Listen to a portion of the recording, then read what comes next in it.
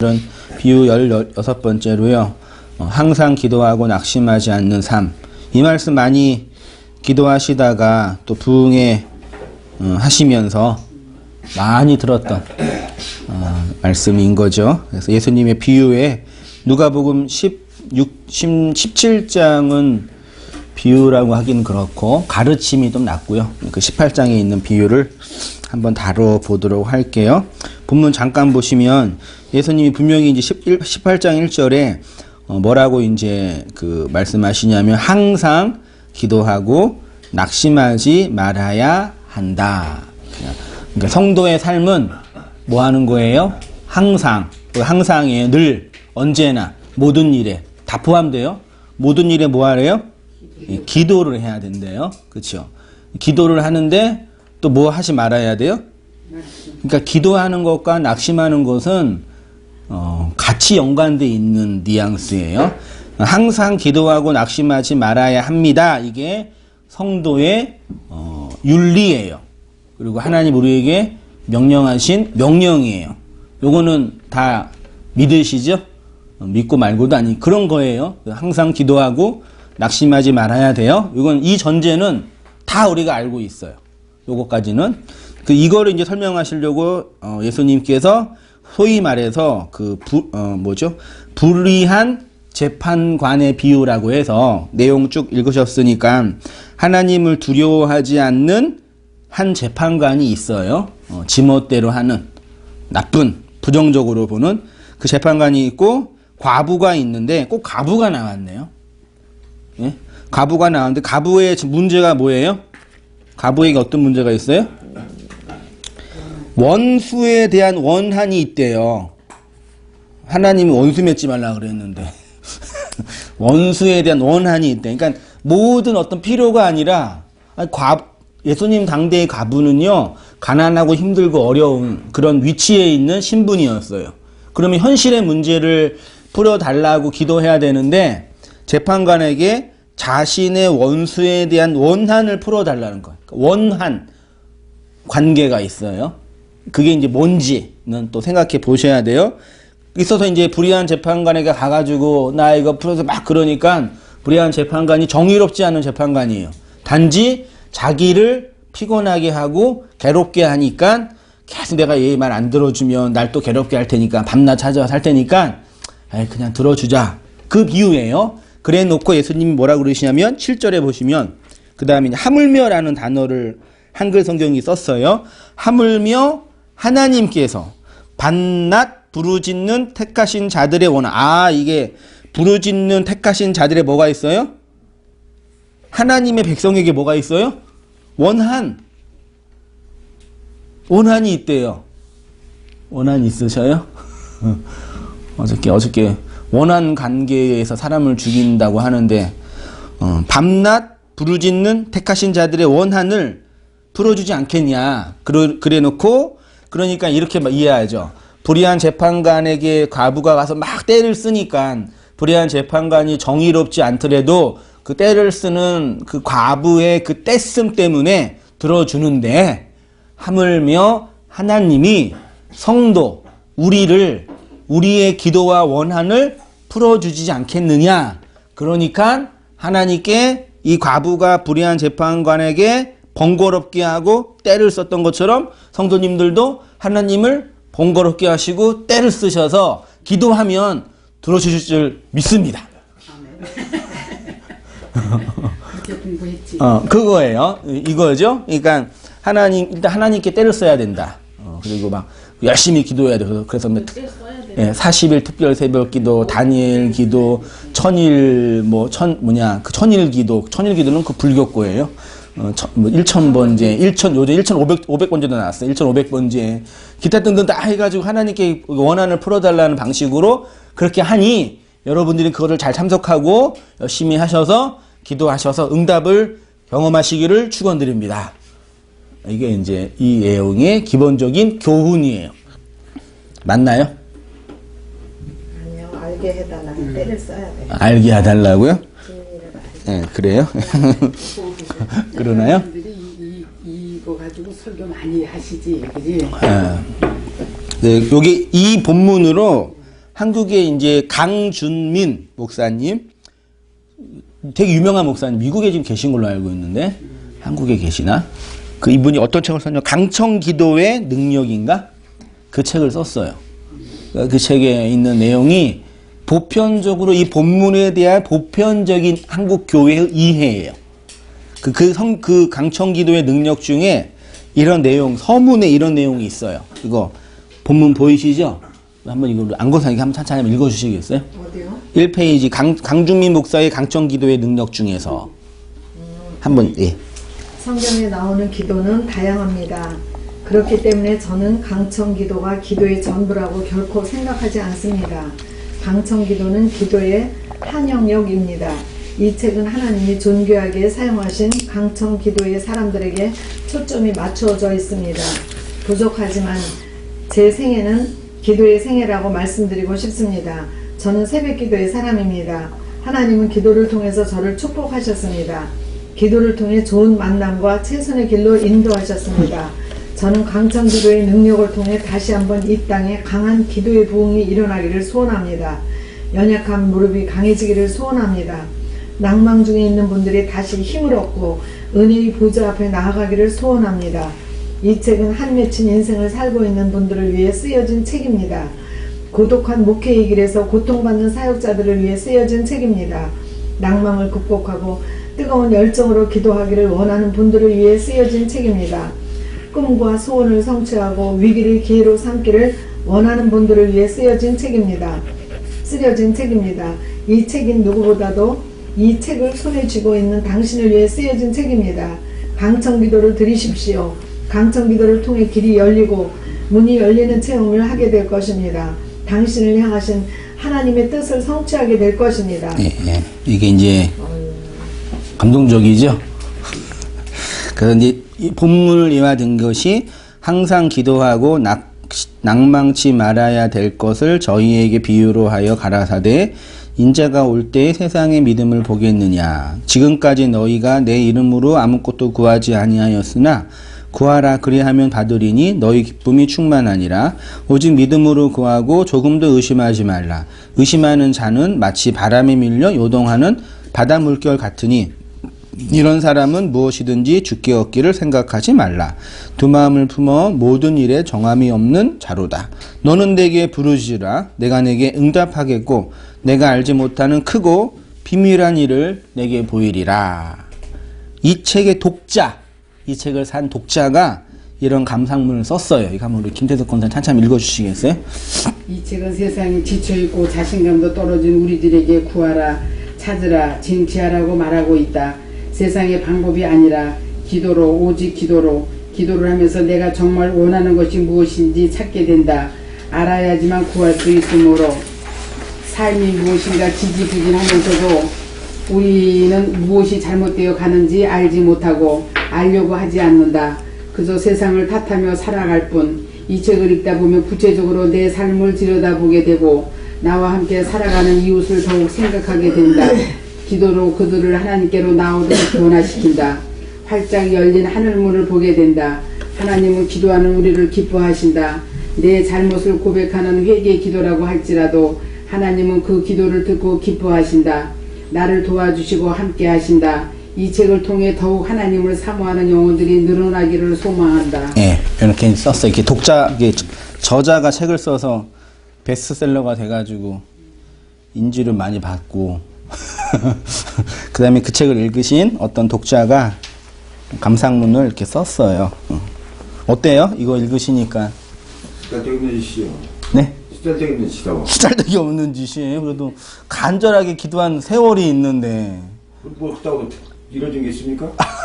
그렇게 해왔죠. 네. 그렇게 해왔지. 막 이렇게 술 먹으면 이런 거 막 강력하게 주입을 시키더니 세뇌돼가지고 빠져나오지 못하는 거예요. 그래요? 그렇죠. 부럽거나 그러진 않죠. 이런 거 보면 이제, 옛날에 제가 대학교 1학년 때 회심했으니까 그때 영향을 줬던 이제 목사님들이 그 김중근 목사님이라고 CCC 한국 대표 목사님이고 또 지금 한 분 갔지만 전병훈 목사라고 그 성추행 목사 이제 완전 스타예요. 그 당시만 해도요, 모든 수련회도 다 이렇게 다녔어요. 강사. 지금도 홍대에서 한다고. 네, 하는데 그때만큼의 영광은 없지요. 근데 그때 책을 내면 다 베스트셀러가 되고 지금도 인지료 꽤 있을 받을 거예요. 그 책 보면서 그분이 쓴 책 중에 하나가 낙타무릎이라는 책이 있어요. 간증을 하시는 게 뭐냐면 그분이 청년부로 어디 교회지? 반포 있는 교회에 청년부 있다가 청년부가 부흥했어요. 거의 한 몇십 배로. 그래서 이제 용산에 있는 삼일교회로 청빙을 간 거예요. 그때 그 교회가 큰 교회였는데 80명인가 80명도 안 돼. 노인네들 어르신들만 남고 다 죽어가는 그런 교회였어요. 거기에 가가지고 하신 게 뭐냐? 기도만 하셨다는 얘기예요. 내가 갔었는데 거기. 삼일교회요? 네. 가서 기도만 계속하면 그렇게 눈물이 나오고 열심히 기도해서 내가 한번 기도하고 혼자 기도하면 사람들 기도하러 온대요. 이렇게 막 기도의 부흥이 일어나서 큰 교회가 이렇게 되고 안정이 되고 이렇게 놀라운 그 한국교회의 그 위대한 놀라운 리더십 정말 영향력 있는 목사가 된 거죠. 그래놓고 한번 그렇게 성추행을 몇 번 해가지고 성추행 올라 부흥시켰구만. 그러니까 이거를 잘 이해하셔야 돼요. 성추행을 부흥하기보다는 그러니까 하나님이 우리에게 기도하고 어떤 능력을 이렇게 주시는 차원과 또 이제 어떤 그분이 어렸을 때 얼굴 때 못생기셨잖아요. 못생겨서 네. 못생기셨는데 청년 때 여자들한테 상투를 그렇게 많이 받았대요. 예, 자기가 못생겨가지고 만나주지도 않고 그런 게 내재돼 있는 거죠. 그런 게 뭐 다양한 이유가 있는데 아무튼 그런 류의 책들이 저한테 많이 이렇게 감동을 줬어요. 그 책을 딱 읽으면 어떤 생각이 들었겠어요? 아, 나도 기도해야 되겠다. 간절히 기도해야 되겠다 해가지고 청년 그 한 20살, 21살이가 놀러도 안 다니고 맨날 새벽 기도 가서 기도하고 그리고 뭐 밤에 기도하고 그렇게 기도하면서 보냈었어요. 그거 다 헛된 건가요? 그런 이제 이유예요. 다 그런 경험 다 하셨으니까 그거를 이제 어떻게 해석하냐의 문제가 이제 달려 있는데요. 보세요. 왜곡된 기도론 있죠. 기도는 세상의 방법으로 얻지 못하는 것을 하나님의 방법으로 얻을 수 있는 종교 행위가 아닙니다. 이게 되게 이상하더라고요. 사람들 마음속에요. 진리를 듣고 있는다고 하시는 분들 마음속에도요.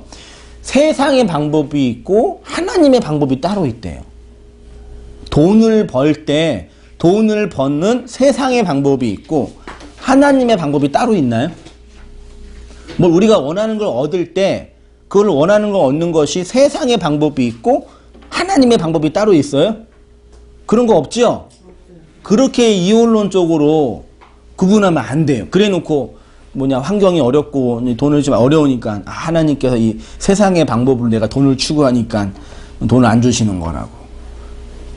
그렇게 또 스스로 이렇게 평가하시는데 그런 거 아니에요. 근데 여기에서는 기도는 그러니까 이거죠. 천국기도 이 기도의 문제는 그동안 우리가 오해했던 기도해야 돼요. 기도는 뭐냐면 잘못된 방법 그러니까 세상의 방법으로 얻는 것이 아니라 하나님의 방법으로 얻을 수 있는 것이 기도라 그거죠.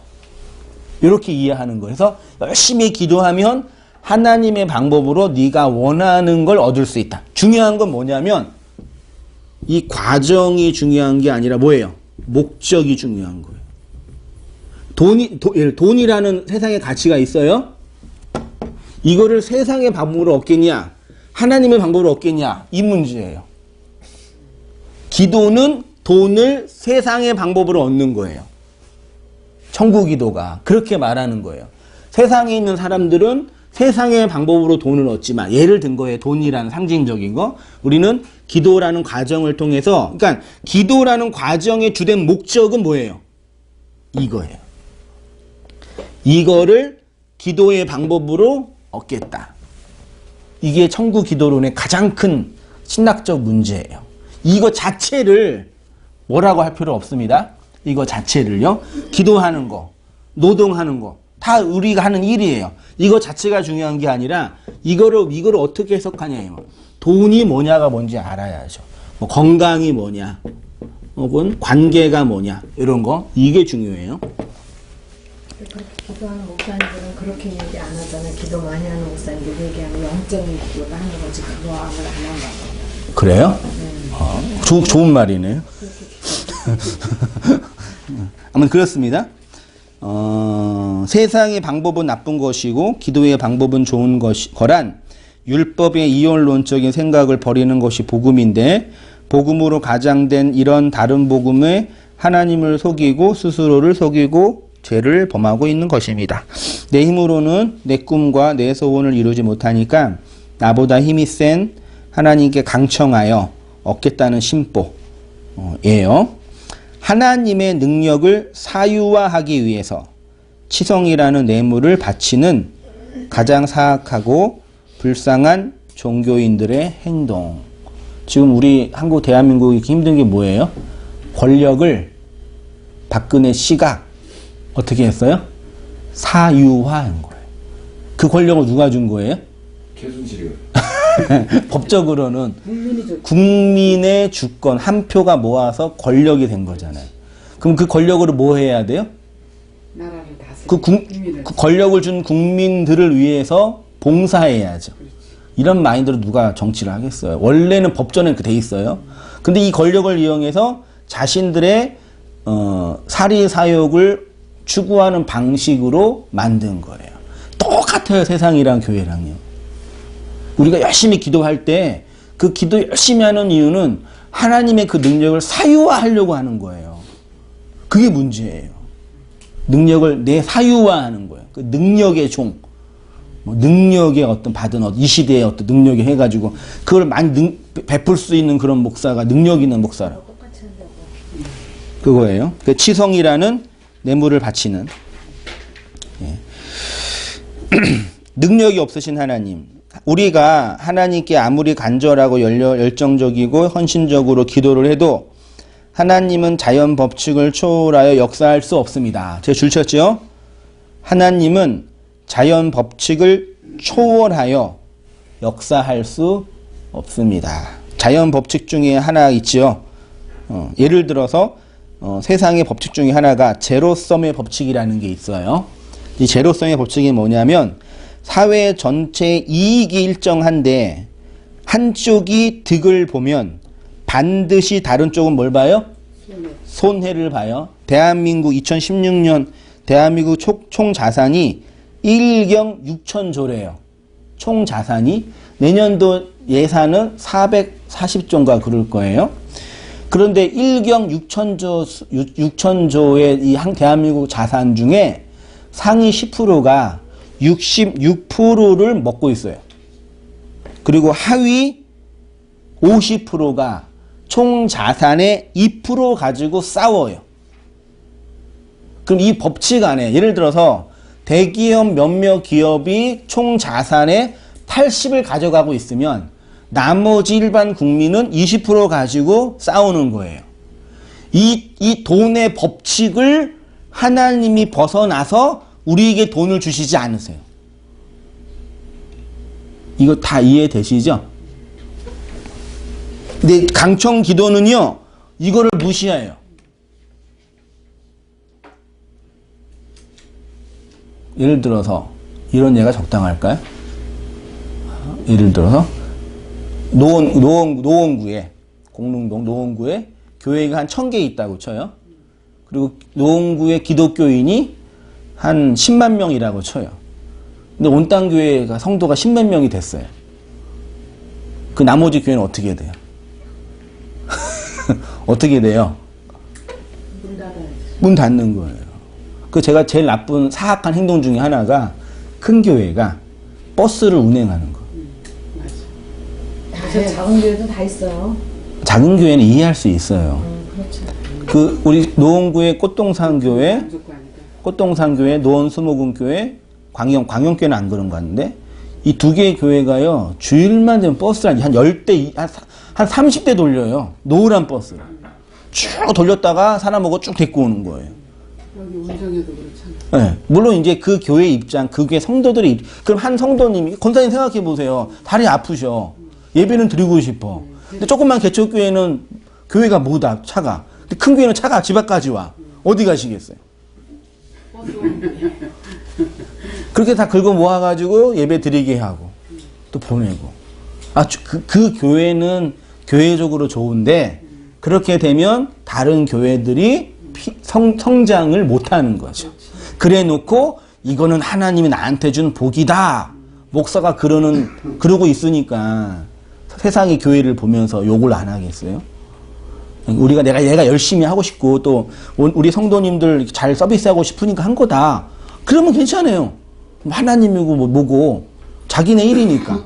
이렇게 하는 게 하나님이 그러면 조그만 교회는 그러면 하나님의 뜻을 못 하고 있는 거예요. 돈도 마찬가지예요.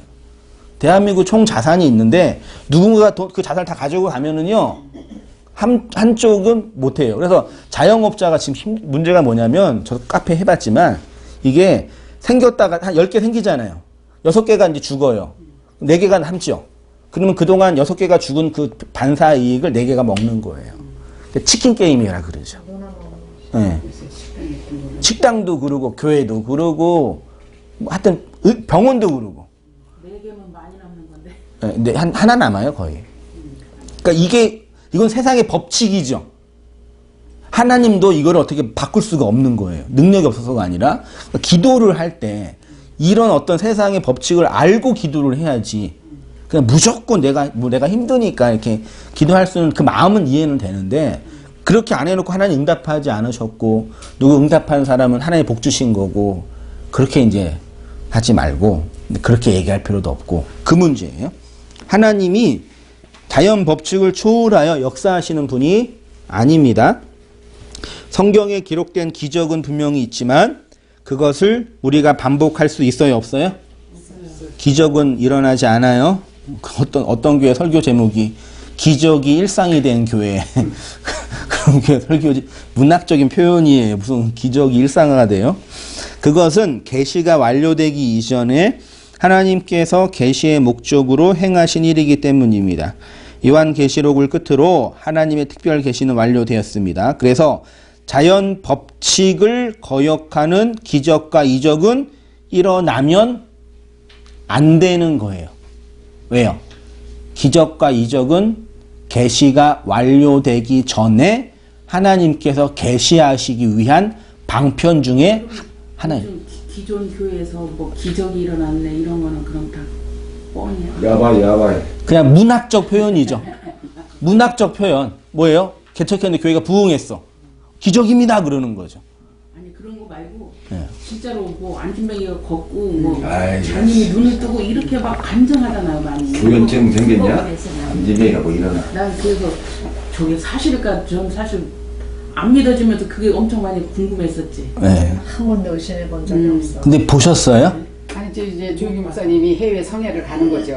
가면은 뭐 미국이나 캐나다나 뭐 이런 데서 성회를 하면 이제 그분이 설교를 하고 기도를 막 하고 그러면 이제 오늘 이제 고치는 사람이 있다고 나오면 막 휠체어를 들고 나오고 지팽이를 그냥 던져버리고 나오고 막 이러는 거 우리가 화면을 통해서 아니, 보거든요. 근데 그걸 믿는 거지 우리는. 외국 100%. 아니더라도 수로교회 계신 목사님들이 사역하시는 목사님들이 다 이렇게 종교 목사님처럼 뭐 폐결핵이라든가 뭐 병원에서 사진을 찍었는데 사기가 돼갖고 다 병원에서 손 놨는데 없어서. 뭐 화장실 가서 쏟아가지고 진짜 그렇게 진짜 간증하고 그렇게 해놓은 목사님들이 많아요. 근데 예수 안 믿는 사람들도 그런 기적 각각이 있어요. 더 많아. 그런데 그러니까, 이제 그거를 그렇지. 하나님께서 그렇게 그렇게 생각해. 우리는 요만큼도 의심을 해본 적이 없지. 이거 안 죽이 좀 믿져야 본전이야. 나오면 그 믿어지고. 안 나오면 믿음이 없는 거야. 그거가. 아니 안 나오면 그냥 집 팔자로 뒤지는 거고 하나 뭐 엉뚱하게 하나 갖고 되는 거고. 하나님의 뜻이다 그러지 나중에는. 그지? 그러니까 죽어도 하나님. 자연 문자를 했는데 네. 전도사님하고 목사님이 이제 전도사님이 오셔야 목사님이 와. 좀 목사님이 좀 수준 좀 이렇게 좀 낯서니까 아무래도 좀 목사라는 그게 있잖아. 그러니까 이제 내가 전도사님한테 지금 문자를 했더니 그분이 격일제를 놓으니까 다음 주에 오시겠다 그랬거든요. 나는 뭐냐 그러면 이런 목회자들이 정말 바로 이걸 알아갖고 뭐 교회를 하는 게 아니라 바로 알아갖고 진짜 사람들한테 잘 전했으면 좋겠는 게 그게 너무 안타까워. 그러니까 굉장히 이거 똑같이 세뇌가 돼 있잖아 우리처럼. 똑같이 오히려 어떻게 보면 더 강할 수도 있거든요. 그렇지. 그런데 이게 이제 무너져야 되는데 전도사님 많이 이해를 하더라고요. 그 이적과, 그러니까 지금 우리가 이제 그 신문지상이나 그런 영상에서 보는 것들은 실제 그렇게 일어난지는 이번에도 그 나왔는데 고영태랑 그 새누리당 의원이 짜고 뭐 했다고, 위정교사 했다고. 고영태가 그랬지요. 그 네. 새누리당 진짜 그런지는 모르겠는데. 아니, 내가 볼 때는 맞아. 왜 맞는 분이 그런 의도적으로 하는 게 있잖아요. 그 내가 볼 때는 맞아요. 네. 그런 것처럼 그런 집회도 그런 게 있어요. 짜고 하는 네, 한두 명 썰어지라고 하는 게 직접부터 한번 들었던 것 같아요, 나도. 진짜 그렇대요. 네. 화장실에 와가지고 이제 막 부흥회 하잖아. 자기네들끼리 이제 그 바람잡이로 온 거지. 네. 야, 나 오늘 잘 쓰러졌지? 자기네들끼리 막 그러네요. 그런 게 이게 스텝처럼 가짜라는 그런 것도 있어요. 그렇게 분위기 잡는 것도 있고. 저도 그런 걸 의심을 안 딴데 해봤어. 가서 자기가 쇼했다고 얘기 안 할까? 그런 얘기 저도 들었다니까요. 적성에 한번 어떤 참여받아 농사짓는 만날 것 같아. 네. 그 사람 아는 사람이 그 박혜선인가? 그 네. 사람 따라다니면서 그렇게 쇼를 네. 했잖아. 그 사람도 다 그거로냐. 그러니까 자연 법칙을 그러니까 병원에서도요. 진짜 이런 얘기 해요. 뭐 암 3기인데 이거는 진짜 나도 모르는 일이 일어났다고. 병이 다 나았다고. 그런 분들 얘기 들어요. 그러니까 그런 거를 그러니까 체질적으로 그렇게 변화가 있을 수도 있죠. 그렇게 될 수는 있는데 어떤 이런 성경이 말하는 이런 이적과 기적이 지금 반복되는 거는 없고 저는 이제 정리했어요. 그렇게 막 일어나는 거는 옳지 않다. 그런 왜곡된 거고. 저도 맨날 그거에 반대. 지금도 뭐 송길천 장로라는 그 사람은 또 맨날 치유 집회 한다고 하면서 뭐하고 가정의 무슨 그냥 상처받은 거 가서 울고 기도하면서 푸는 거지. 그런 건 그걸 치유 집회를 하는 거예요. 그런 걸. 시대에 있었던 그거를 똑같이 사람들이 거슬려서 행하려고 하다 보니까 이렇게 되는 우리가 기독교 역사가 짧은데 한 2, 30년 만에는 그게 통했어요. 네. 지금은 인터넷 때문에 통하지도 지금 않고. 통해 그래도 많이. 아니 그러니까 어디라도 옛날보다는 이제 안 나는 거지. 예. 이 사람 인터넷 세상이야 이 사람아. 그런 부분이 이제 있어요. 그런 거 다 정리하시고 일단 가시고 2페이지로 가요. 그러면 이렇게 오해되고 있는 누가복음 18장의 기도에 관한 예수님의 비율은 어떻게 읽고 해석해야 되냐? 예수님은 성경의 독자인 우리에게 분명히 말씀하시는데 항상 기도하고 낙심하지 말아야 한다. 이런 말씀을 읽을 때 우리 마음에 1차적으로 드는 생각은 항상 기도를 해야 되는데 항상 못하니 자책을 하게 되는 거죠. 우리 딸한테 그랬어요. 크리스마스 노래 있잖아요. 크리스마스가 되면 이제 애들은 산타 할아버지 기다리거든요. 네. 울면 안 돼. 울면 안 돼. 현재는 담비가 그랬어요. 그래서 담비한테 담비야 울면 돼야 안 되니까 담비가 안 된대요.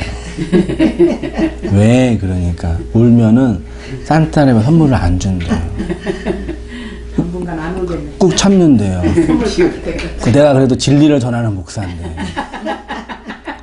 담비야, 울어도 돼, 그랬어요. 슬플 때는 울어야 돼. 안 된대. 아니야. 아빠가 알고 있는 산타 할아버지는 울어도 선물을 줘. 아니죠. 산타는 자체가 없다고 그래야지. 애한테 한물 심어주는 거야. 아무튼 뭐 그랬어요. 그러니까 애가 어떻게 하냐면요. 울어도 된대요. 그러니까 나는 이렇게 그런 자책감이 있는 거예요. 이걸 울면은 안 된다는 자책감이 있는데 아버지가 진리를 얘기해 주니까 되는구나. 우리 허지사님에게 더 한방에 말씀하실 수 있으시겠지만 산타 할아버지 없어. 내가 줄게. 그럼 끝나는데 그래도 걔네들 아이들의 세상이 있으니까 왜 그러냐면요. 선물을 사가지고 어린이집에 보내야 돼요. 어린이집에 보내서 어린이집에 산타 할아버지 복장한 어떤 아저씨가 와서 선물을 주는 거예요. 그러니까 지금도 어린이집에 그렇게 해요. 인경이 때도 그런데 아직도 그래. 당연히 항상 그러죠. 그래서 울어도 된다. 슬플 때는 울어라. 걱정하지 말아라. 아빠가 알고 있는 산타 할아버지 선물 주니까 걱정하지 말아라. 근데 그게 딱 한국교 수준이에요. 딱 그 정도예요. 진짜. 그게 잊혀지지가 않나 봐요. 어떻게 자면서도 아빠 울어도 된다고 이제. 그거예요. 예. 이 본문도 그렇게 이제 이해하신다는 얘기예요. 항상 기도하시냐고요. 못하죠. 항상 안 하잖아요. 근데 그 항상이 이 항상이냐 이 얘기예요. 원문으로 보면요. 이 판테오 프로슈코마이 아우토카이 메 엔카케오 중요한 단어가요. 프로슈코마이고요. 그 다음에 엔카케오라는 단어예요. 프로슈코마이는 기도하다. 엔카케오는 낙심하다. 아까 앞에 메가 있으니까 부정어래서 낙심하지 않는다. 이렇게 돼 있어요. 기도하다가 프로슈코마인데 이게 프로스 전치사 어디를 향하여 그 다음에 유코마이 이게 뭐냐면 어떤 대상을 향하여 원하다 갈망하다 이게 유코마이. 그래서 프로슈코마이는 대상을 향한 원함. 그러니까 기도하다는 그 기도의 대상을 향하여 원하는 거예요. 그게 프로슈코마이예요. 그러면 우리가 기도의 대상인 하나님을 향해서 프로슈코마이 한다는 얘기는 하나님을 향한 원함이 있는 거예요. 됐죠? 그러면 우리가 우리의 기도의 대상인 하나님을 향하여 원하는 게 있어요. 그게 뭐예요? 그게 있어요. 임산부가 아이를 향하여 원하는 건 뭐죠? 임신했어. 아이가 건강하게 뱃속에서 자라는 거죠. 그거 외에는 임산부가 원하는 원함은 없지요. 그럼 성도가 하나님을 향하여 원하는 건 뭐겠냐고. 어떤 유의 원함이겠어요? 하나님께 뭘 원하겠어요? 임산부의 모든 삶의 방향과 초점은 아이의 생명의 건강과 확장인 것처럼 성도에게 하나님을 향한 원함은 하나님의 그 뜻, 하나님의 그 열심, 하나님의 그 주권이 우리 안에서, 내 안에서 펼쳐지고 이루어지는 것이에요. 맞지요? 그거를 원해요. 성도가. 그래서 항상 프로슈코마이를 해요. 그러려면 이제 성도가 항상 프로슈코마이를 하려면 전제될 게 뭐예요? 성도 안에 뭐가 있어야 돼요? 하나님이 넣어준 그 원함이 있어야죠. 그치요? 근데 말하자면 기복주의 교회는 뭐냐면 이 원함 자체에 집중하지 않고 원함을 통해 이루어지는 다양한 부산물들 있죠. 이 삶에 집중하는 거. 요거를 추구하는 방식으로 종교 틀이 만들어지고 있는 게 이게 다 없다라고 하기는 좀 아니죠. 이게 없는 건 아니잖아요. 그들 나름대로의 그 하나님의 뜻과 무엇이 있긴 있잖아요. 근데 이것이 이걸로 설명되려고 하는 거예요. 이것을 이걸로. 근데 진리는 반대. 이것을 이걸로. 이 세상에 있는 율법을 가지고 이걸 설명하는 거예요. 근데 걔네들은 이거 가지고 이걸 설명하는 거예요.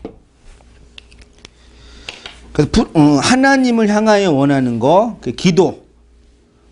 기도는 내가 원하는 것이 아니라 하나님을 향하여 원하는 것입니다. 하나님을 향한 원함입니다. 내가 원하는 것을 하나님을 향하여 배설하는 것이 아니라 하나님을 향한 원함. 전자는 하나님을 수단으로 이용하는 것이고 돈을 벌기 위한 수단, 행복하게 살기 위한 수단, 건강하게 살기 위한 수단. 후자는 하나님 자신을 뭘로 삼아요? 목적으로 삼아요. 근데 전자는 인간의 본능이고요. 후자는 그 본능을 거스리는 거예요. 그래서 성도 안에는 항상 뭐가 일어나요? 낙심이 일어나요. 세상의 모든 것들, 우리의 본능은 하나님을 잘 이용해서 이 땅에 필요한 것들을 얻겠다라는 방식으로 모든 게 움직여지는데 성도에게 유난히 이상한 일이 벌어져요. 어떤 일이요? 그게 아니라 너는 나만 목적으로 삼아야 돼. 그리고 하나님의 뜻을 집어넣는다니까요. 이렇게 들어와 버려요. 그런데 그 뜻대로 사는 건 어떻게 돼요? 이 세상과 반대되니까 미치고 환장할 노릇이에요. 그래서 하나님의 뜻이 사멸되는 것처럼 느껴지고 나도 여전히 내 욕망과 내 욕심을 따라 하나님을 이용하려고 싶은 그 본능이 끊임없이 일어나고 그 속에서 뭐예요, 성도가요? 낭망이에요. 기도가 되는 것 보세요. 프로슈코마이의 문법적인 내용이 동사형, 부정사, 현재, 중간태, 디포넌트라는 문형이에요. 중요한 것은 중간태와 디포넌트인데요. 쉽게 말하면 형태는 능동이나 의미는 뭐예요? 수동이에요. 기도 누가 하세요? 권사님 기도하세요 라고 할 때 그 기도는 누가 하는 거예요?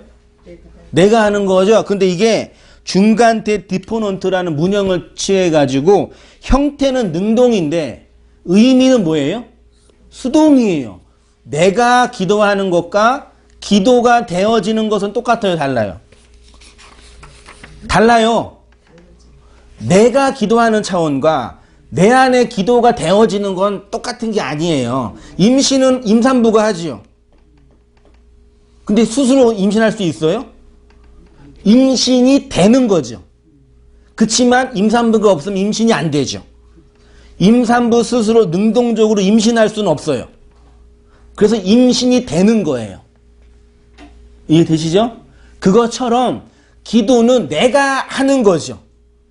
근데 기도가 되는 거예요. 뱃속에 아기가 들어오면 10달 차면 배가 불러오고 엄마를 해체하고 아이가 나오잖아요. 그럼 엄마의 의지와 상관없이 아기가 나오는 거죠. 그렇잖아요. 엄마의 의지가 있으면 엄마가 아프게 하겠어요? 그치만 엄마 없이는 아기는 또 안 돼요. 미묘한 신비라니까요. 기도도 똑같아요. 내가 하나님의 생명을 받은 존재이지만 그 생명이 나를 뚫고 나와요. 그래서 기도가 되는 거예요. 그럼 그 기도는 천국 기도에서 말하는 이 땅에 필요한 그 기타 등등의 모든 것들은 기도의 한 부분일 수 있겠지만 그것은 아니란 얘기죠.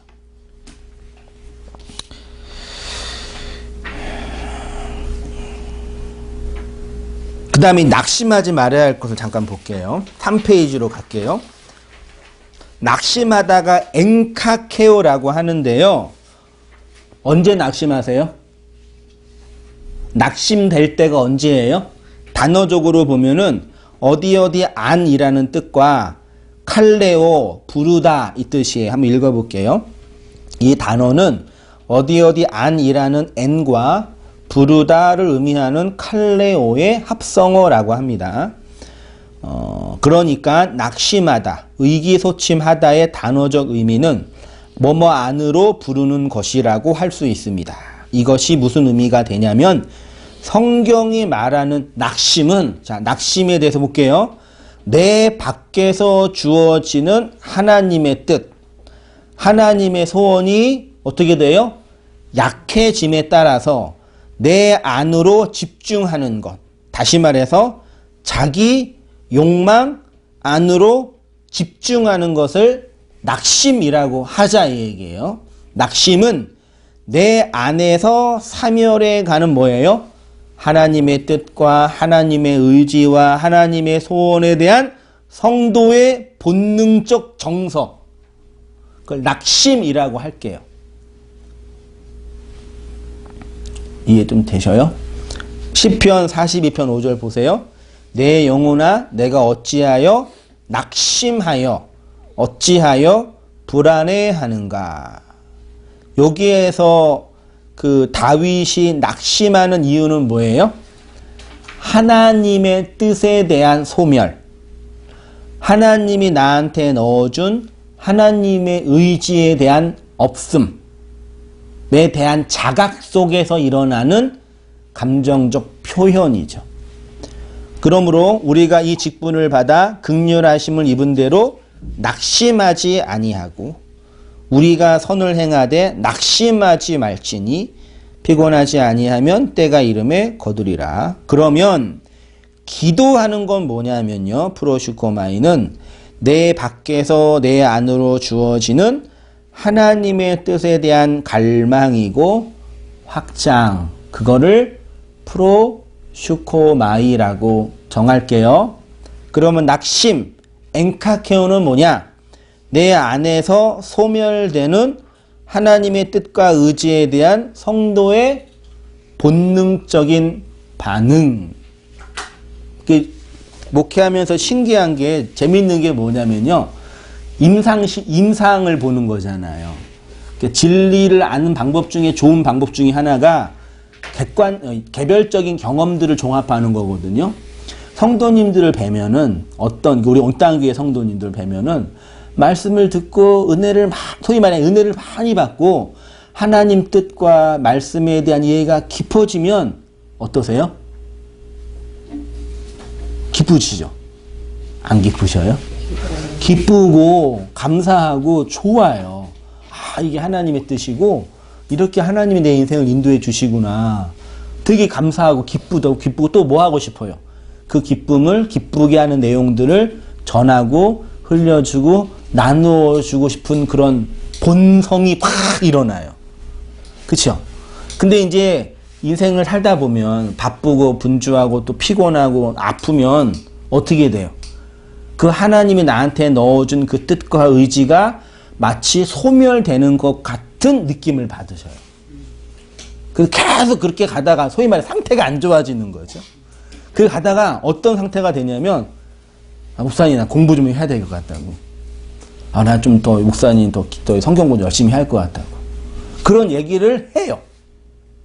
그 어떤 거냐면 아는 거예요. 당신 자기가 내가 이해도 연약해지고 그동안에 알았던 것도 희미해지는 그런 느낌을 드니까 내가 다시 말씀을 공부하면서 그 하나님의 뜻에 대한 선명한 이해를 가지고 살아야 되겠다라는 고백을 성도님이 하셔요. 그러니까 전자를 기도라고 할 수 있고 후자를 낙심이라고 할 수 있는 거예요. 그러니까 성도는 반드시 항상 기도하고 낙심하지 않는 삶을 살게 돼요. 그 말은 낙심하면서 기도하게 된다는 얘기고 기도하면서 낙심하게 된다는 얘기예요. 그러니까 기도와 낙심은 어떤 의미에서는 하나로 연결되는 거예요. 그러니까 이거를 진리적인 측면이 아니라 인문학적인 측면에서도요. 언제 우리가 낙심하냐면 내 안으로만 집중할 때 있죠. 세상에서 가장 불행한 사람은 누구예요? 나. 세상에서 가장 안타까운 사람은 누구예요? 나로만 집중할 때 낙심이 깊어져요. 거기서 벗어나려면 어떻게 해야 돼요?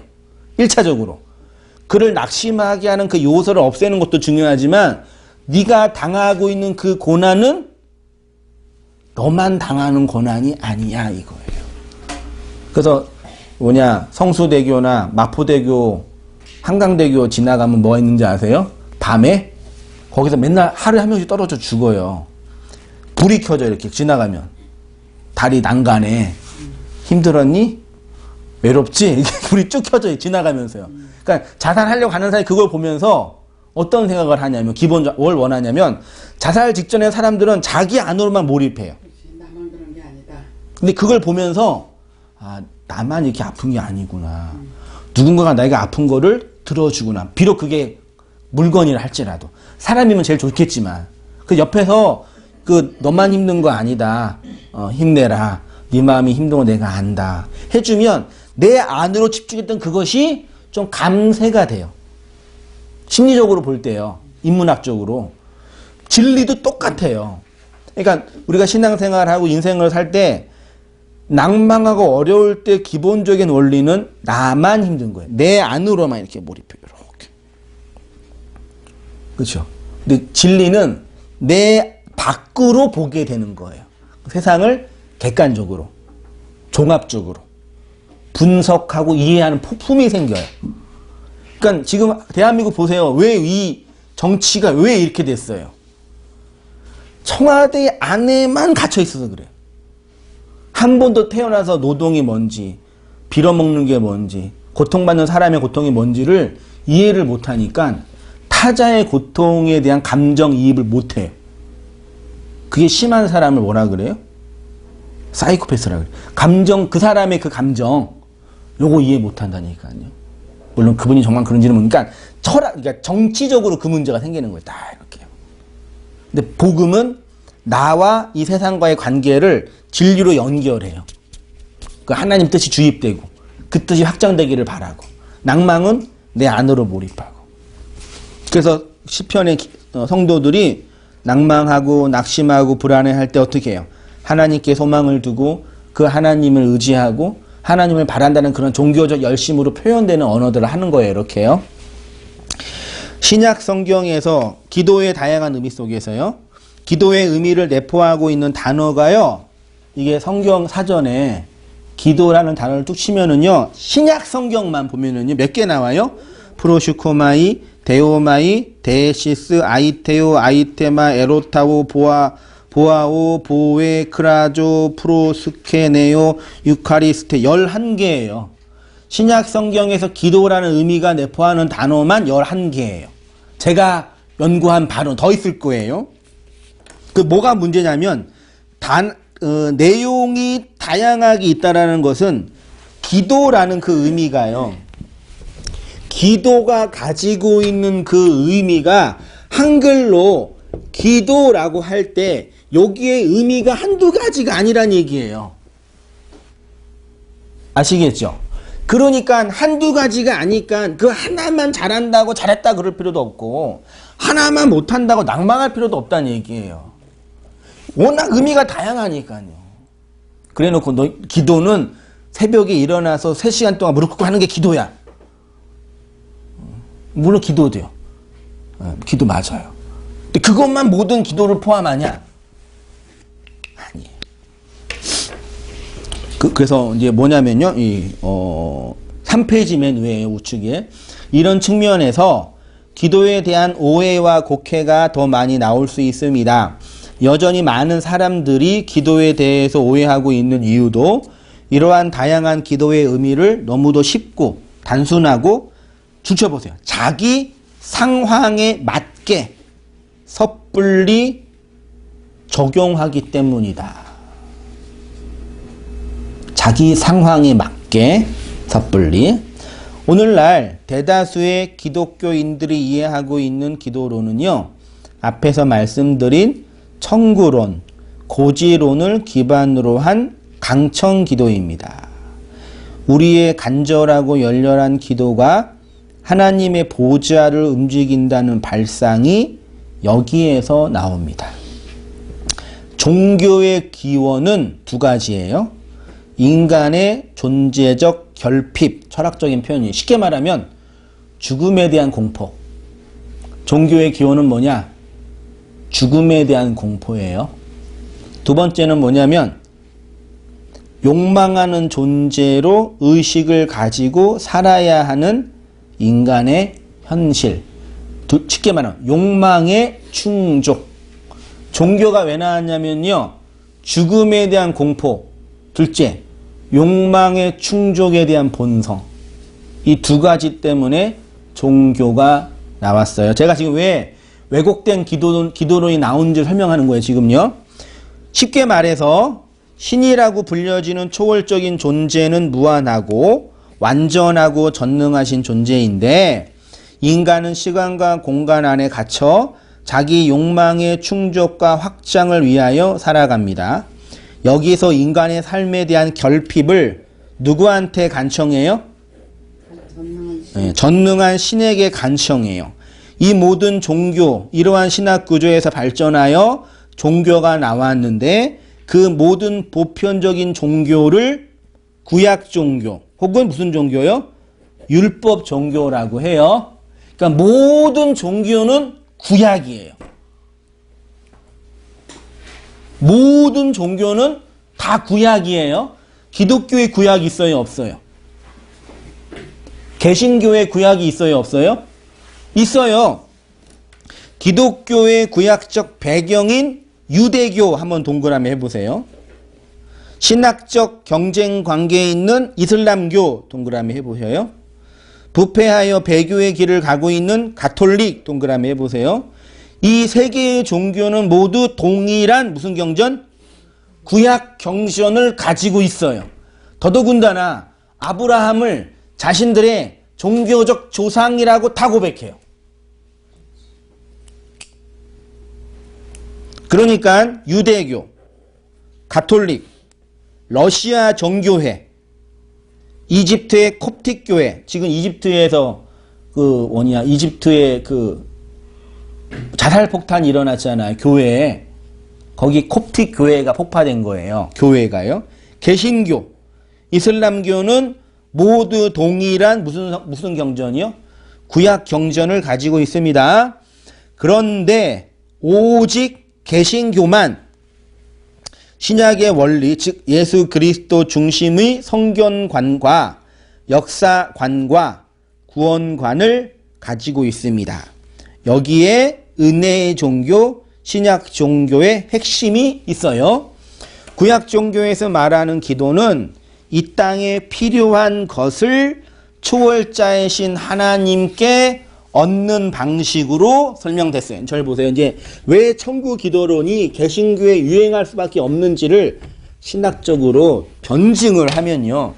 원래 모든 종교의 기원은 뭐예요? 율법 종교,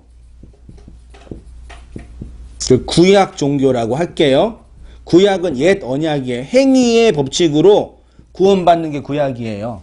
구약 종교예요. 이 구약 종교 안에 있는 종교적 메커니즘은, 매뉴얼은 어떻게 하나님의 초월을 받냐라고 할 때 보세요. 이렇게 해볼게요. 이 땅에 살고 있는 우리 나라는 존재가 살기 위해서 필요한 게 뭐예요? 기본적으로 필요한 거. 의식주요. 의식주에 돈, 건강, 관계, 명예, 권력, 이런 모든 것들 별거 아니죠, 솔직히. 이런 것도 없으면 나는 죽지 않아요. 근데 구약 종교의 신과는 뭐냐면 초월자이신 신이 이것들을 주신다고 해요. 모든 구약 종교는요. 그래서 구약 종교, 성경의 구약 종교, 구약 성경에 보면 구약 백성들이 하나님과의 관계가 깊어지면 어떤 일이 벌어져요? 하나님의 응답을 받으면 어떤 게 벌어져요? 부자가 되고, 장수하고, 자손이 많이 생겨요. 그 구약 성경을 읽으면요, 복받은 사람들의 모습은 부자, 오래 살아요. 자손이 많아져요. 구약 성경은요. 구약은요. 그래서 구약 성경을 보세요. 제가 예를 든 게 4페이지에 창세기 26장 12절, 이삭이 그 땅에서 농사하여 그의 100배나 얻었고 여호와께 복을 주심으로, 또 다른 성경에 부자가 됐다, 그것도 있어요.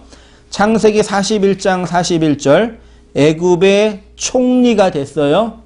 삼상 2장 21절, 임신하여 세 아들과 두 딸, 누구예요? 사무엘의 엄마? 한나가 생명이 없었는데 성전 가서, 성막 가서 기도하다가 아이 얻었어요. 대상 4장 10절, 우리가 흔한 야베스의 기도입니다. 야베스가 이스라엘 하나님께 아뢰어 이르되 주께서 내게 복을 주시려거든 나의 지경을 넓히시고 땅 부자 되게 해주시고 주의 손으로 나를 도우사 환난에서 벗어나 근심 없게 하소서. 기도했어요. 그랬더니 뭐래요? 하나님이 그가 구하는 것을 뭐예요? 그러니까 우리도 열심히 기도해서 요거 달라고 기도하면 주신다는 신학 구조가 나오는 거예요. 성전이 이 기도 많이 했잖아. 이거 전화 벨소리도 그거잖아. 저기 그 전에 사모 찬양. 아니 이 노래 나쁜 거 아니, 성경에 있어요. 사업장 할 때 이거 다 이거 그래서 교회 믿든 안 믿든 모든 사업장 가면 이제 지겨워요.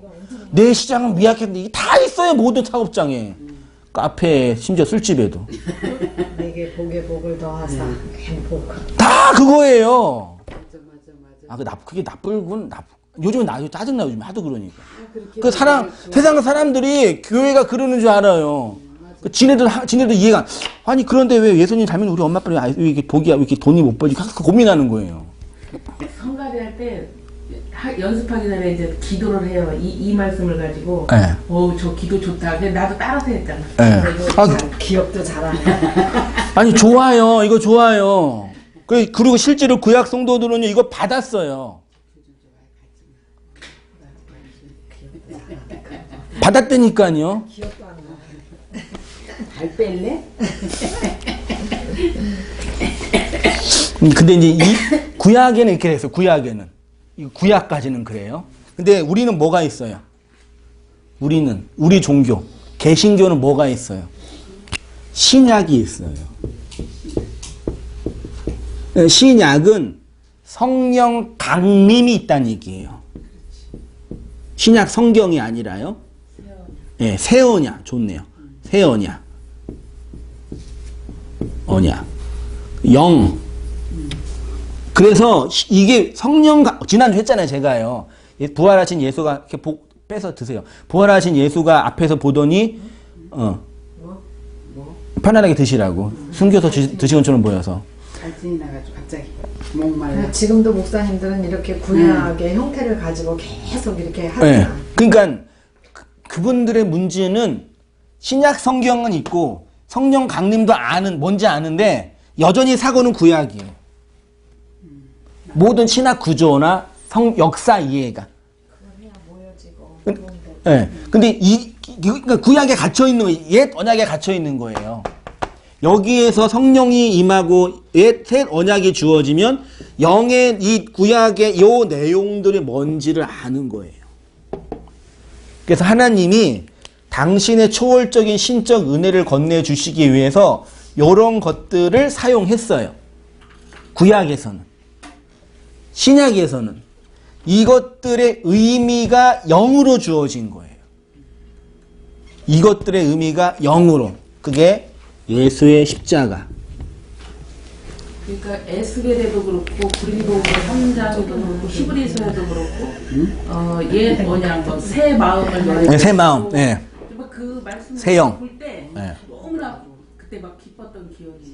이게 뭐가 그쵸. 있다. 뭐 이런.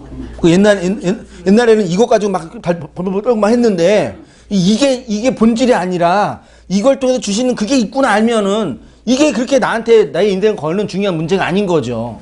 그러니까 옛 언약 말고 새 언약. 네. 근데 새 언약교회 있잖아. 제가 이제 신앙생활을 그때 이제 본격적으로 그러니까 하나님 체험하고 들어온 게 30 몇 년 전이거든요. 결혼 전이니까. 근데 그때 이제 교회 말고 다른 데서 성경 공부 이렇게 가르쳐 주시는 거기를 가서 배우고 했는데 하여튼 저는 처음부터 이쪽 구약에 이거 구하는 거를 그게 안 나왔어요. 네, 처음부터요. 처음부터 안 나왔어요. 네. 그러니까 뭐 우리가 모두 구약 안에 갇혀 있는 건 교회나 세상이나 똑같은 구약적 배경이에요. 근데 더 큰 슬픈 건 뭐냐면 교회에 와서 이걸 배우는 거예요. 이거를. 그러니까 온당 얼마 전에 작년까지도 그러니까 목사님 이제 하기 전에 너무 지금 이제 사업하면서 장사하면서 힘이 드니까 죽을 지경이 되니까 보면은 신앙생활 잘 해갖고 잘 사는 사람들이라고 이렇게 나오잖아요. 뭐 기도 열심히 하고 그런 일에 다니고 그런 사람들이 대부분 안정적으로 사는 거예요. 그렇죠. 그래서 나도 저런 기도를 하고 저 율법을 나도 지켰으면 이렇게 힘들지 않았을까? 힘들지 않게 살지 않았을까? 잠깐 그 갈등이 그렇죠. 와서 현실 앞에서 이제 그렇지. 담비가 선물을 내가 울어서 선물을 안 줬다고 생각하는 거죠. 산타 할아버지가.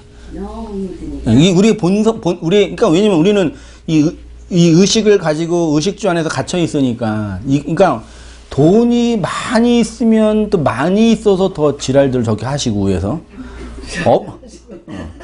없으면 또 없어가지고 고통받아요. 우리 생각에는 맞잖아요. 한 100억? 어휴 세상에. 아우 행복할 것 같잖아요. 우리 생각에는 없으니까. 근데 100억 있는 분들은 그렇게 생각 안 해요. 우리도 있어 봤으면 좋겠는데 아무튼 그래 그분들은.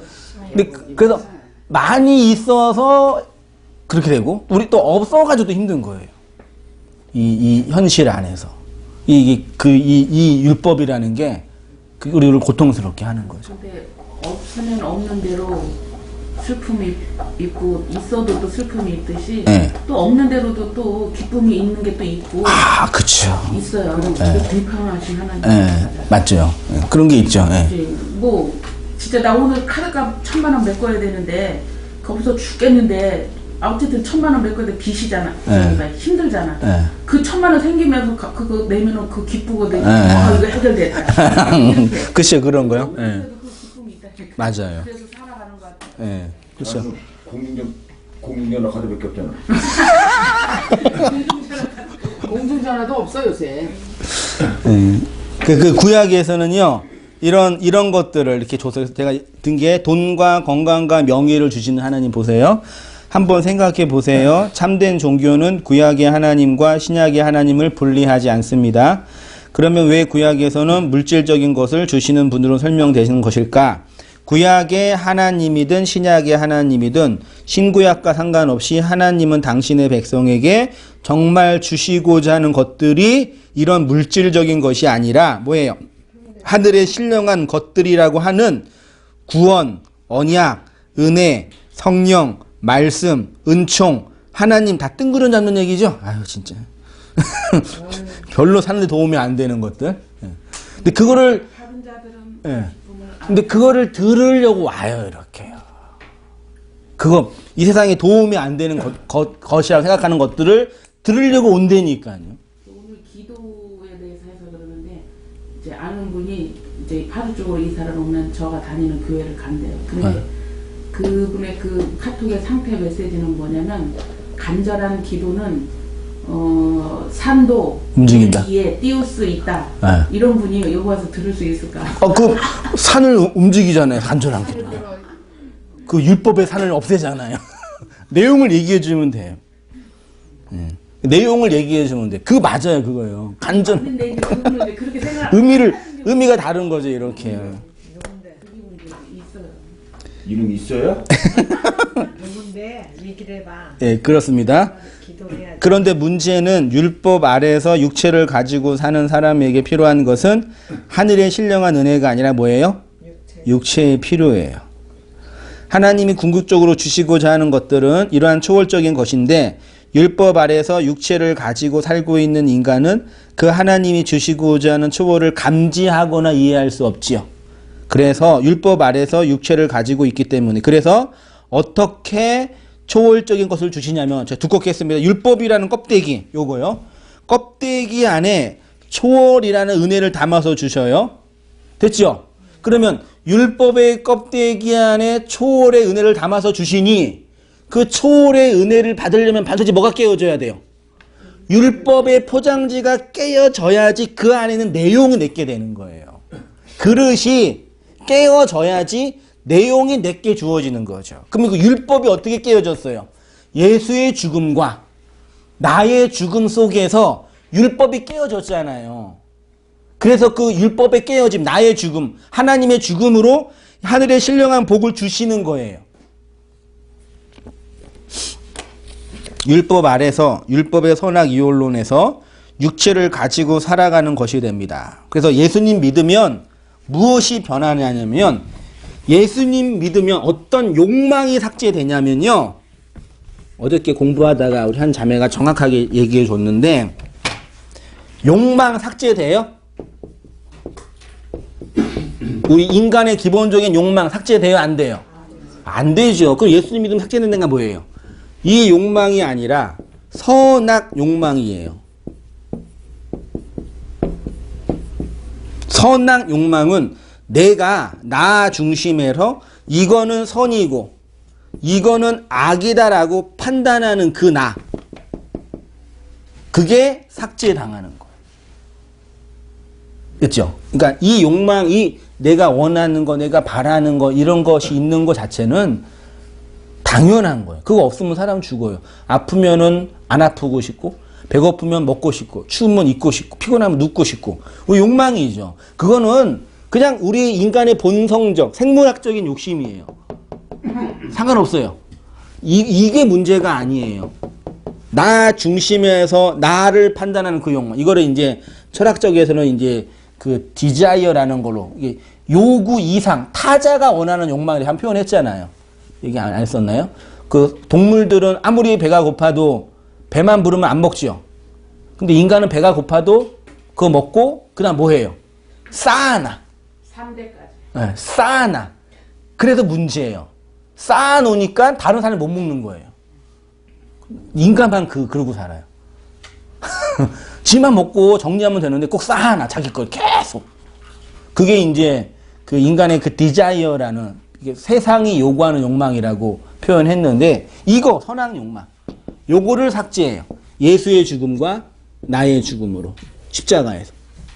그렇죠. 근데 율법 종교는 요거를 못 해요. 율법 종교는 예수의 죽음이 없으니까요. 그래서 왜요? 은혜를 주시는 원리, 율법을 껍데기로 안에 초월을 담아서 주시는 거예요. 그래서 구약에서는 그런 율법의 내용으로 설명된 돈, 권력, 명예, 건강, 장수, 자손들이 표현된 거예요. 그걸 고지고대로 듣고 그 문자 그대로 가지고 와서 자 봐라. 그러면 안 되는 거예요. 의미를 얘기해. 간절한 기도는 산을 옮겨요. 근데 그 산이 앞에 있는 산이 아니라 우리 안에 세워진 율법의 그 산.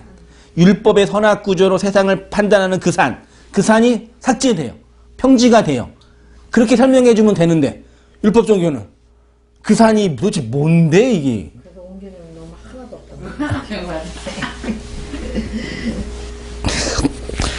그렇게 이해하시면 돼요. 4페이지 중간쯤에 그래서 하나님이 육체를 가지고 이 땅에 오셔서 해야 할 일이 뭐예요? 율법의 진리를 주셔야 하는데 율법의 껍데기를 깨트리고 그 안에 있는 내용을 담아야 하는 거죠. 그래서 이 세상에서 아무리 건강, 장수, 부귀, 자손, 돈을 아무리 많이 갖고 있어도 죽을 때는 빈손으로 가요. 진리예요. 왜? 그거는 진리를 알라고 건네준 수단이기 때문에. 그래서 그 완전한 진리에 도달할 때는 요것들은 더 이상 갖고 들어갈 수가 없는 거죠. 근데 요즘에는 무덤까지 갖고 가려고 그러잖아요. 무덤까지 갖고 가려고 하더라고요. 그래서 예수님이 이 땅에 오셔서 율법으로 오셔서 자신의 육체를 죽음으로 깨트린 거죠. 율법 안에 있는 은혜를 주신 것입니다.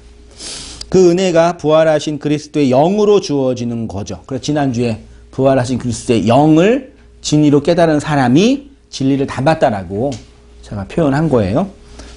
이때 우리가 무엇을 하냐면 하나님이 주시고자 하신 그 하늘의 신령한 은혜를 달라고 뭐예요? 기도 프로슈코마이 하게 되고요. 그것이 성경이 말하는 프로슈코. 그러니까 하나님의 백성은 하나님의 그것을 달라고 프로슈코마이를 하지요. 근데 교회라고 종교를 권력화한 집단이 그렇게 종교라는 틀을 가지고 온 사람에게 그 율법을 가르치니까 교회 와서 죽는 거예요. 차라리 교회가 없었으면 혼자 고민이라도 하죠. 슬프네. 내가 원하는 거 달라고 기도가 아니라 하나님이 주시는 것으로. 그래서 정치적으로나요, 종교적으로요, 종교개혁이나 정치개혁은 집단이 못했어요. 다 집단 밖에 있는 또라이들이 한 거예요. 그 안에서는 헤게모니가 있어가지고 안 돼요. 종교개혁 때 인문학자들이 성경 번역하면서 정치개혁도 그렇고 다 그래요. 그러니까 교회라는 이 종교 집단이 돼버리잖아요. 권력, 헤게모니가 있잖아요. 그러면 이 집단을 유지하기 위해서 경전을 이용하는 거예요. 집단이 필요한데 집단이 있는 이유는 생명을 살리기 위해서 집단이 있는 건데 근본적으로 이 집단을 유지하기 위해서 성경도 이용하고 예배도 이용하고 말씀도 이용하고 신학도 만들고 만들어 놓은 거예요. 집단. 그래서 집단만 불리는 거예요. 세상이 다 그래요. 우리나라가 삼성이 우리나라를 위해서 있어야 돼. 우리나라가 삼성을 위해서 있어야 돼요. 삼성이 국민을 위해 있어야 돼. 국민이 삼성 위해 있어야 돼요. 사기업이니까 상관없고요. 그러면 기업들 분할해야 돼요. 권력자가 대통령이 국민 위에 있어야 돼요? 국민이 대통령 위에 있어야 돼요? 국민 우리는 대한민국은 민주공화국이에요. 왕정사회가 아니에요. 근데 거기에 있는 분들은요, 자꾸 또 정치가 하면 안 되는, 저기 있는 분들은 자기네가 왕인 줄 알아요. 조선시대에도 왕도 그렇게 안 했어요. 우리 세종대왕님은.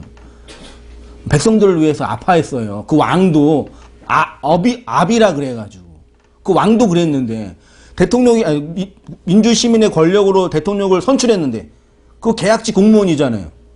5년 단임제. 근데 그 권력 가지고 자기네 거 이렇게 싸우려고 하는 거죠. 어떻게 이렇게 모든 그 역사는 다 똑같은 것 같아요, 이렇게.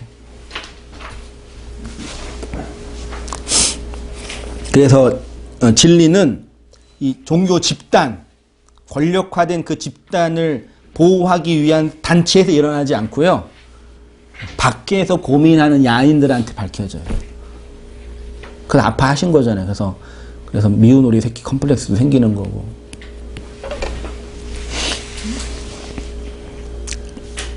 성도는 이렇게 자신의 인생 속에서 하늘의 것을 달라고 기도하는 삶을 살게 돼요. 그 하늘의 것이 어떻게 주어지냐면 껍데기로 주신 율법의 선악 구조가 깨지는 과정을 통해서 은혜가 주어지는 것이고, 그래서 성도는 항상 기도하고 낙심하지 않는 삶을 살아가게 돼요. 이렇게 프로슈코마이 하며 살아가는 삶을 뭐라 그러냐면 항상 기뻐하고 쉬지 말고 기도하고 범사에 감사한다. 이게 하나님의 뜻이다 라고 표현합니다. 아브라함 보세요. 아브라함이 나이가 많아 늙었고, 이게 뭐냐, 나이 많아 늙었다는 얘기 뭐냐, 어른이 됐다는 뜻이에요. 집사가 됐다. 나이 많아 늙었다는 게 그냥 나이가 아니라요. 그러니까 뭐예요? 여호와께서 그의 범사에 뭘 주셨어요? 복. 모든 범사가 하나님의 그 복이 된 거예요. 돈 많이 있어도 돈 없어도, 건강해도 건강하지 않아도. 그렇죠? 나이가 많아 늙어 뭐라고요? 어른이 됐다. 예. 진리를 장로 집사. 그게 이제 원래 의미는요. 어른이 됐다. 그 뜻이에요. 그러니까 모든 게 복인 거예요. 범사가. 항상 기뻐하라. 쉬지 말고 기도하라. 범사에 감사하라. 이는 그리스도 예수 안에서 너희를 향하신 하나님의 뜻이다. 그 다음 나온 게 뭐예요? 성령을 소멸하지 말고. 어떻게 성령이 소멸이 되겠어요? 예언을 멸시하. 예언은 설교예요. 말씀이에요. 예언은요. 뭐 미래를 말하는 건 예언 그런 거 아니에요. 진리를 전하는 걸 예언이라 그래요. 범사에 헤아려. 좋은 것을 취하여. 범사의 모든 것을 선으로 받아라. 그게 악을 버리는 거다. 라고 신약 서신이 분명히 또 얘기하는 거죠. 마지막 읽고 마치겠습니다. 우리에게 이러한 하나님의 복이 범사에 주어지고 있습니다. 우리를 향한 하나님의 뜻이 우리로 하여금 쉬지 않고 기도하게 하고 범사를 감사함으로 받게 하는 것입니다. 이게 항상 프로슈코마이 하고 엔카케오, 낙심하지 않는 삶을 사는 거다 라고 말할 수 있습니다. 기도하고 마치겠습니다. 하나님 아버지, 예수님께서 우리에게 오래전에 건네주신 이 소중한 예수님의 어록을, 성경의 말씀을 읽고 연구하고 그리고 강론하고 배우고 나눌 수 있도록 은혜를 주시고 인도해 주셔서 감사합니다. 율법의 세상에서 하나님의 것을 알라고 건네주신 것들을